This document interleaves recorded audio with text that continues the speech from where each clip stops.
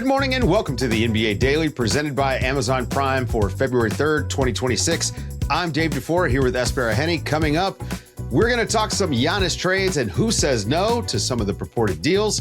And our buddy Brian Geisinger is here to talk about the Hornets' win over the Pelicans, their latest winning streak, and whether or not this team is going to make the playoffs next year. Good morning, everybody. What's up, S? How's it going? Good morning. Yeah, man. Look, we are in Giannis watch. You know, That's it. Everybody is just locked in on this Giannis thing until Thursday, where he will get traded while we are in Chicago. That's right. We're speaking it into existence. The trade-a-thon, the NBA Daily live stream. Catch us on YouTube. Of course, we'll put out a recap episode. We got John Hollinger for that. Yep.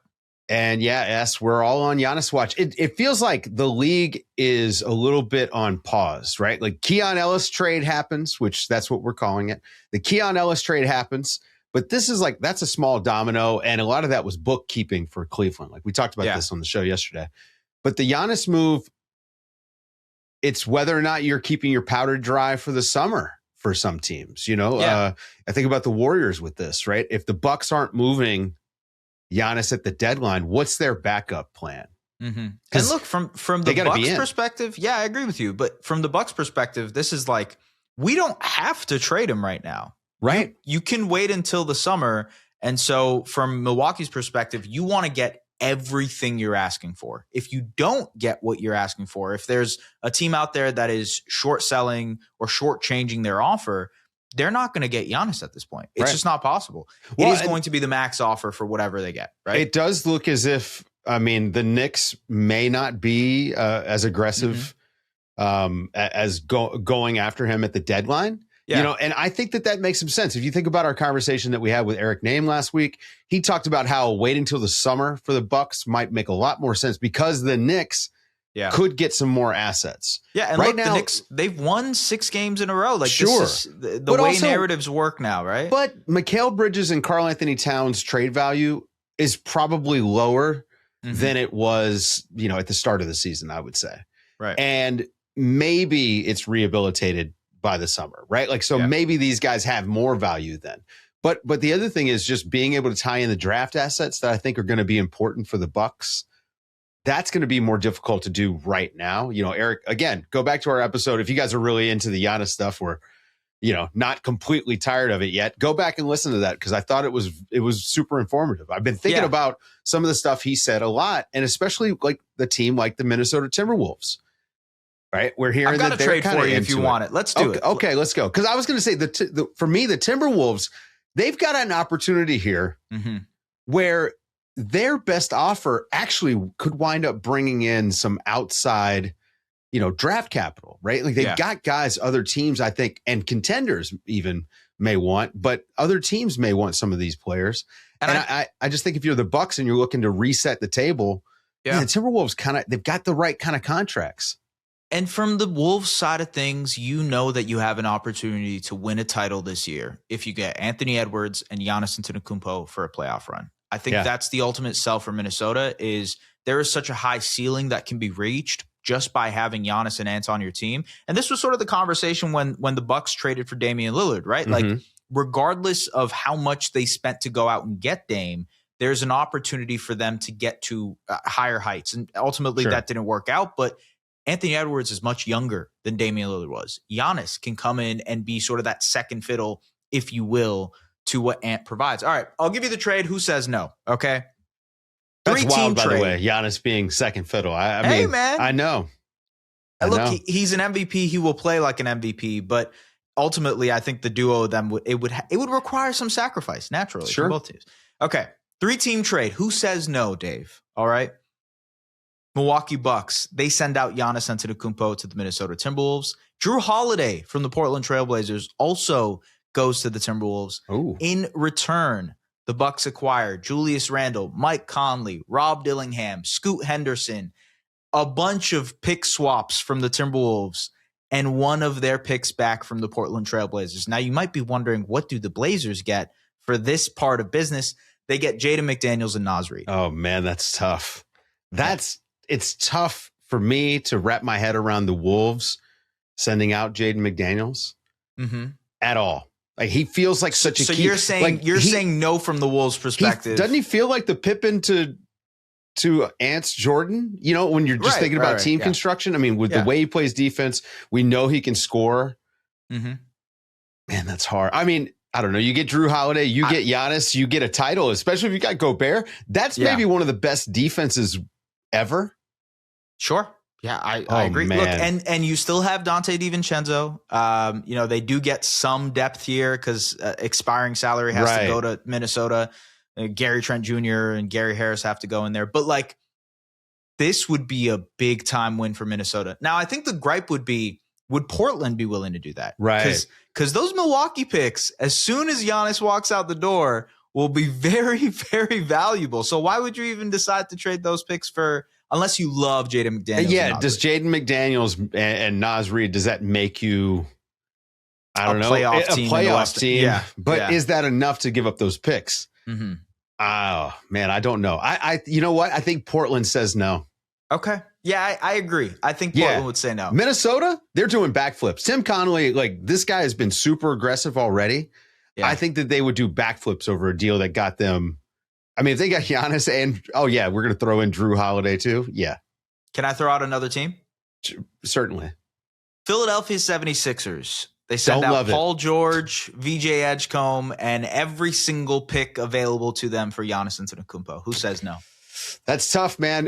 You know, our guy Tony Jones tells us that VJ is a star and he looks like one. He does, yeah. And he's, again, star, but he's on a rookie contract for the next few seasons, right? I just feel like that sort of team control and flexibility over someone that we're just saying he's a star, right? I think that's extremely valuable. And would you even need to add picks if you were giving up someone like that? I don't know. Can you trade a suspended player? I haven't looked at the CBA on that. I don't know about that. It's I mean, it's something I guess we could look up, but I think the Sixers say no. I think the Sixers say crazy? No too. Okay, all right, just making sure because it's always the unknown thing, right? You think VJ Edgecombe at this point is going to be a superstar, and does he pan out and become a superstar? Who knows? Will he ever be as good as Giannis Antetokounmpo? The mystery box, but it is a chance. Yeah, it's a mystery box. Okay. I don't know exactly what the trade would be here, but would you trade Paolo Banchero and all of the available assets for the Orlando Magic to Giannis Antetokounmpo? Absolutely. Yes. Take away my argument that I just made about VJ Edgecombe. I would make that move for Paolo. I would do that one. Yeah, I think I would do that too. Yeah, I think I would ultimately do that. Well, how does he get to the Miami Heat? Because I mean, and we haven't talked about the Warriors part of this yet either. Yeah. The teams that seem like they're really in it. If we're going to believe the reports that the Knicks aren't in it, and this is at the deadline, not this summer. That's a different conversation. But it's Miami, it's Golden State, and it's Minnesota. So how does Miami pull it off? Miami, it's Tyler Hero, Terry Rozier's contract as well. Ware. By the way, we found out yesterday because he won his arbitration. Yes. That money is going to be guaranteed. He's going to be paid for that this season. So the Miami Heat are on the hook. And, we're going to talk Hornets after the break. But if I'm the Heat, man, I'm just I'm sending a lot of angry emails. Oh, yeah. To the Hornets. Yeah, that's an absurd trade to look back on. But anyways, it would be Khalil Ware, Tyler Hero, Terry Rozier, probably a couple more of their prospects, whether it's Nikola Jovic or Pat Larson or someone like that, maybe Yakashonis. It's got to be Yakashonis. Yeah, I need him. And then a bunch of picks, and then all the picks available to them. Unfortunately, Miami doesn't, again, because of the Rozier deal, they don't have all of their picks available to them. But that's the deal. Yeah. Who says no? The Warriors. I think Milwaukee says no there. Yeah, Milwaukee Am I crazy says no, to say probably. that, I would rather wait until the summer where one of San Antonio, OKC, Houston, or someone else is going to flame out, and now you have more buyers at the table, even New York, as we've mentioned. Right. I think the Knicks are the big one. It's just, can they get enough stuff to make it worthwhile to wait? Right. The Warriors is going to be Kuminga and Draymond and Brandon Pajimski and every single. Does it feel like the Draymond stuff is like we're kind of nearing the end of the road here? I mean, for Giannis, you don't even hesitate for that, right? You're extending the Warriors window. You're extending a title run opportunity with Steph Curry. And as we've talked about before with Zena and with Marcus, like any opportunity you have to give Steph Curry another chance, you go out and do it. No questions asked. It's just gotten to that point with the Warriors. Let me ask you this. If they make this trade this year. Okay. No. What kind of chance you give them? No chance, right? No chance. With 2 top 7 players. If they could, let's say they make it out of the play-in. They clear the play-in, right? Like they get out of the play-in. Yeah. Look, man, I love Steph, and I think him and Giannis would be particularly incredible to watch. But is a combination of like, who's your starting lineup? Moses Moody, Buddy Hield, and Al Horford. Well, it depends on if you can keep Buddy Hield. Like you know what I mean? Like you may have to ride some of these other guys. I don't know. I don't know if it does it this year. And I wonder how much of that plays into it if Jimmy's not hurt. Yeah, if Jimmy wasn't hurt, that equation changes to me because now you have Steph and Jimmy and Giannis, and that might end up being a different conversation. But I don't know. Those Warriors picks are pretty interesting into the future, right? That's the main sell here. If you're Milwaukee, it's getting all of those picks post Steph, post even Giannis, right? Yeah. Do you think a trade happens? How are you feeling about it? I think a trade, for our sake, I hope a trade happens. Realistically, I actually don't think a trade happens. I think the Bucks hold on and they wait until San Antonio or Houston or someone else with much better assets, the Knicks, in the summer decide they want to cave and do it. As long as they hold on till at least Thursday, I'm good. During the trade deadline, while we're live on our YouTube channel, everybody come and hang out with us, promoting that again. Guys, stick around after the break. Brian Geisinger's here to talk about the Hornets. LaMelo Ball. Brandon Miller was the Eastern Conference Player of the Week last week. Oh, yeah. Thanks to a 22-point comeback by the Charlotte Hornets and their 7th straight win, the NBA Daily Curse was averted. It's Our guy, over. Brian Geisinger, is here to talk about the Hornets, who are now 23-28 on the season. They've won 7 straight games. Brandon Miller was named Eastern Conference Player of the Week. Brian, is this the best week in Charlotte Hornets history? It's the best week, at least in multiple decades, since anyone on the team was alive. No, since Al Jefferson, I don't know. It's been a while, man. I think so. I mean, they haven't made the playoffs in 2016, so it's been a decade. There have not been a lot of bright spots in the interim. I looked this up earlier. I should say one of my co-hosts on our Hornets pod looked this up and said that he had thought it had been since 1999 that they had won 8 games in a row. So wow, it's been looking a long for history time. For their next game. Did you say 1999? Yes, that's okay. That's a little bit unfair. That's not that long ago, guys. Just for the record. Look, Y2K messed everything up for the Hornets, whether it was recent or not. That clearly is where things went sideways. And Con Knipple and LaMelo and Brandon Miller are trying to rewrite the code here. All of those guys not born before 1999, by the way. Likely. I don't know. Yeah, no, they were. Yeah. Look, I think where we have to start is those 3. Brandon Miller wins Eastern Conference Player of the Week. He's been awesome this entire week throughout their win streak. The fact that he is this big jumbo wing that can do a little bit of everything, obviously shoots the ball incredibly well, feels like he ties together their lineups incredibly well as well. The fact that he's healthy right now and playing has been a huge part of the Hornets' success this season. He's been amazing. And just getting him back after he missed so much time last season and then, gets hurt halfway through the second game this year in Philadelphia. And he was just kind of on ice for a while. And he's come back and I think he had to knock the dust off a little bit. But once he found his flow again, he's been outstanding. I think the shoulder wrap is insane, by the way. Can I just mention crazy. That? He looks like a left-handed pitcher in baseball. I was going to say, just 127, but he's played outstanding. He's so malleable on offense, sort of like the way that Con Knipple is, but Miller, he can initiate pick and roll. He can be a screener in pick and roll actions.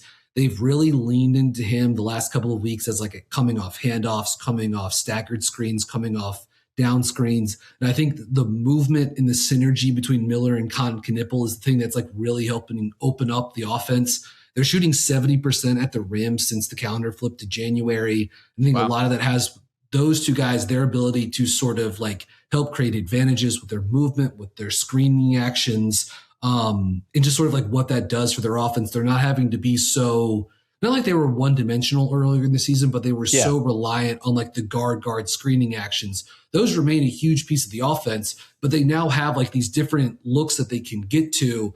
And Miller has been terrific, really playing off of movement when he's in sort of like a secondary creator role, or, when he's playing next to LaMelo or in some of their hybrid bench lineups.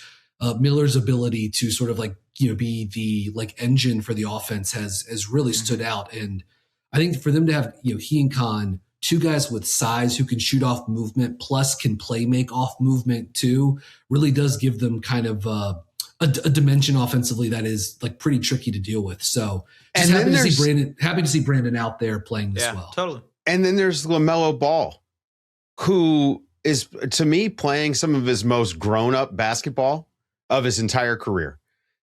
He had 24 points, 8 rebounds, 5 assists, only 2 turnovers. Really turned it on in the fourth quarter of the game. Like I think that his patience and his willingness to not settle for that long step back and to attack the basket, they look like a different team when he's playing like this. I mean, there's the turnaround. I mean, we're going to hit this starting lineup change, but I do think that there's a difference in the LaMelo Ball that we're getting right now too. His, I thought if you guys watched the game against San Antonio from over the weekend when they beat Wembanyama in Charlotte, I thought it was, maybe there's some recency bias in this, but I thought it was as patient of a game as he's played in the pick and roll specifically, where he was like slowing down. He was getting guys on his hip. He was keeping them in jail with his dribble. He was using his length to sort of like shield the ball away. And I just thought his work in the middle ground game, whether San Antonio was in a zone and he was sort of like navigating the weird matchup angles of that, or it was pick and roll and he has Steph Castle, trying to like fight over the screen and dog him from behind. And he's going into Wembanyama or Luke Cornett to, terrific rim protectors. And I thought his decision-making and just like pace in that game was so good. And ultimately, like, it's just him being healthy is a big deal. But I think it also helps that even though he's the engine for the offense, he still plays big minutes. They're still very reliant on his playmaking, but like he's on a much more manageable load this season in terms of minutes. He played 30 minutes today against New Orleans, and they just dialed the usage back from where it was in some like kind of like irresponsible numbers the last couple of seasons before he got hurt. And I just think having Miller healthy, having Khan in the fold, has allowed them to sort of like, not like they were ever playing like Helio ball necessarily with him, because he wasn't playing like a full season of it. But they were feeding him a lot of usage. Yeah. Well, someone has to take the shots on a bad team, and LaMelo being the most talented guy, often he's that guy. I mean, it makes sense. My favorite season of LaMelo probably before this year was his rookie season. And that's when he got to play with Hayward, Devontae Graham, Malik Monk, Terry Rozier. And like, he was just in a little bit like easier to like navigate role. He's a better player, and obviously he has a much larger role now, but just having more shooting, playmaking, passing, high field players around him has really, really helped his development this season. So the two numbers that jump out to me when it comes to the Hornets is in 2026, they have the number 1 offense. They're 11-16 in January. They also have the 4th best defense in that time, which I think is huge. And on top of that, this starting lineup that we've kind of been teasing, which is Moussa Diabate, Miles Bridges, Brandon Miller, Knipple, LaMelo Ball, those guys are outscoring teams by a net rating of 30. Their offensive rating is 140, which is it's number 1 in the NBA. Both of those numbers are number 1. The starting lineup is absolutely whooping teams right now. And I mean, of course, it's a big part of their success. But Brian, why do you think this is something they can kind of replicate long term? Yeah, I mean, I think it helps having with the main 3 of LaMelo, Khan, and Miller. there's just a lot of like shooting, ball handling, and passing talent in that group, and they can interact together. Because LaMelo can get off the ball and be a spacer and be a connector, because Khan is such a good screener, even as a rookie guard, because Miller is so great coming off handoffs and down screens. They can just like interact those guys and involve them in a lot of ways offensively. And it's a lot to deal with. And I think like long term that has, a lot of potential for Charlotte. Why I think at least like for this season, what they're doing is, replicable to an extent, because they're probably getting some shooting luck on both sides over the last month too. But like they nail the small stuff, and like defensively, they don't force a lot of turnovers, but they don't foul. They've been an elite defensive rebounding team so far this season, mostly because of Moussa Diabate, but like that's sort of an all hands on deck type thing. And so they just like, because they don't foul and they control the defensive glass, to steal a Zach Lowe phrase or whatever, it's like starting every game up 4 points, right? Because you're just like nailing these sort of like small things on the margin. And then I think just sort of like the human element of basketball, like you get on a hot streak, you start playing well. Like you watch some of these games with Charlotte recently, and like seeing how guys are moving, the way guys are playing in gaps. Like they never stop moving on offense. Yeah. The read and react stuff with them. I mean, there's a little bit of roll the ball out and make stuff happen when you've got this many guys that can put it on the deck. And they all are looking for smart opportunities to screen and cut. It looks like a high level at time, and this is going to sound funny. At times, it looks like a high-level basketball team, like from your high school, that just have played together their whole life, and that's an interesting development. I think that's a team that's young. I think it's the reason they can do that now is because they have a roster full of guys who can play within assist, like Khan, LaMelo, Brandon Miller. They're all very good at doing this 0.5 basketball of making decisions quickly. And by the way, Brian, you brought up Moussa Diabate. Two huge fans of Moussa Diabate here. In terms of talent. Put the antlers up, baby. The motor on that guy, again, you talked about their defensive rebounding, man. The motor on that guy, it's something else. I mean, to be an effective big in the NBA now, if you're not an elite offensive creator / 3-point shooter, it's motor.